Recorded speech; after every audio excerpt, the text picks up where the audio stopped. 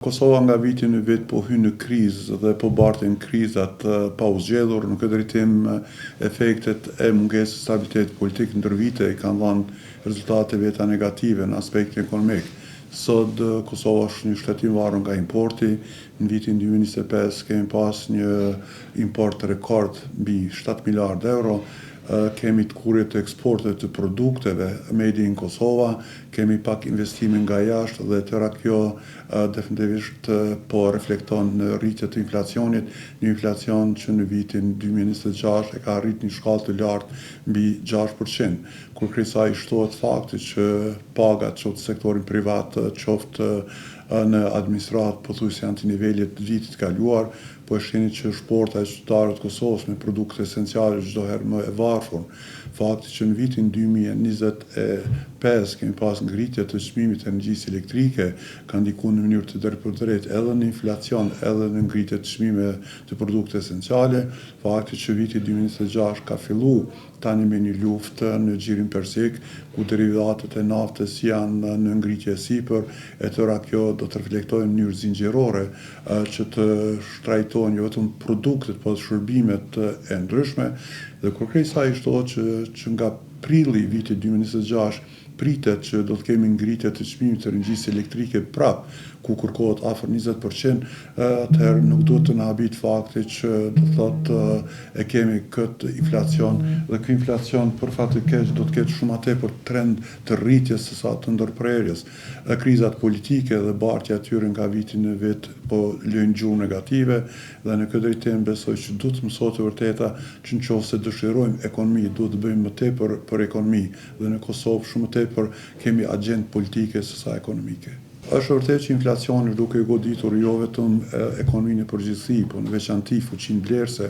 të qytetarëve të Kosovës, atë çka e ke blerë në vitin e kaluar me 100 euro, si vjet e pagun 140 euro, dhe kjo është vërtet një pikë shqetësuese që çdo ditë më tepër duke vobeksu do të thotë standardin e jetesë së qytetarëve. Fakti që kemi një dominim të agjendës politike dhe pak kemi kujdes për ekonomi dhe për aspekt social është një rrethanë e cila vërtet po vështirëson standardin e jetesës, dhe besoj që është koha kur duhet të mendohet më tepër që të kemi një dialog të mirëfillt publiko-privat, të kemi një mbështetje për sektorin privat në veçanti atë prodhues, dhe në mënyrë graduale ta ndërprejmë varfërinë nga importi, sepse vërtet jemi të varur apo jemi shndruar si një shtet apo një shoqëri 100% e varur nga importi. Kosova shndru një shtet të varfër të njerëzve të pasur, ndoshta kemi një kategori të njerëzve që kanë një luks apo një pasuri më të lartë, por në përgjithësi qytetarët e Kosovës janë vërtet në një stat mjaft të vështirë. Shtresa e mesme në Kosovë është duk, dhe një shteti apo një shoqërie që është duket shtresa e mesme e shoqërisë, krizën e ka evidente. Keni më tepër se 30.000 qytetarë që jetojnë në varfëri, keni një pjesë të madhe të qytetarëve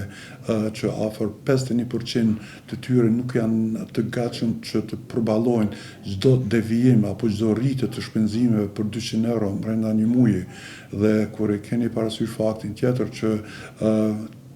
pjesa dërmuese e qytetarëve të Kosovës janë në kredi në mënyrë të drejtpërdrejtë, kemi tërheqje të overdraftit, dhe gjitha këto shkojnë për konsum, e shohim që vërtet situata aktuale është mjaft shqetësuese, dhe besoj që kategoritë që e kanë një standard të pagës minimale apo mesatare e kanë shumë të vështirë të dalin nga muaji në muaj. Besoj që është koha kur duhet të kalkulohet paga e jetesës, ku duhet të kalkulohet sa i duhet një familje për një jetë normale, jo luks brenda një viti, dhe llogaritet janë që për do të thotë një familje 4 anëtar që shpon vetëm një person, ju duhen më tepër se 1.280 euro që ta kenë një jetë normale, dhe këtë nuk mund t'ja shtoj veti askush, apo të rratë janë në Kosovë që mund ta kenë këto paga apo këtë arritur. Duhet të kuptohet e vërteta që konsumi ka qenë shtylla kryesore që ka majtë ekonominë kosovare. Tregtia është ajo që zhvillon aktivitetin më të madh dhe në këtë drejtim sa më tepër të kemi inflacion, sa më tepër të kemi ngritje të çmimeve, bjen edhe do të thotë blerja e tyre. Në këtë drejtim sa më tepër rëndohet shporta e qytetarëve apo shtrajtohet, me siguri do të ndikoj edhe në biznese, po shin që shumë biznese janë të falimentuara, po shin që shumë biznese kanë ngri aktivitetin e vetë dhe fal ngritjes së çmimit të energjisë elektrike kemi regjistrim të bizneseve të reja, mi po vetëm për të ikë do të thotë daljes në tregun e lirë të energjisë elektrike, sepse vërtet në këtë mënyrë situata edhe inflacioni edhe të gjitha këto ngritje të çmimeve të prodhimeve strategjike po ndikojnë drejt në performancën e sektorit privat, e cila është vërtet një pikë mjaft kritike dhe shqetësuese. Do të jetë mjaft shqetësuese që të jepen sot rekomandime në këtë amolli politike që ka kaplu Kosovën edhe ekonomitë më të zhvilluara të Evropës nuk mund ta kenë këtë lukë që brenda themi një viti kalendarik apo një vit e gjysmë kalendarik të kenë 4 apo 5 parë zgjedhje, të kenë masa apo sankcione nga Bashkimi Evropian, të mos punohet në aspektin diplomacisë për të përmirësuar imazhin e saj. Në këtë drejtim besoj me para që duhet të ndodhë është stabiliteti politik. E dyta të kemi një dialog të mirëfillt publiku-privat dhe sektori privat të analizohet dhe vlerësohet si partner në zhvillim dhe jo si diçka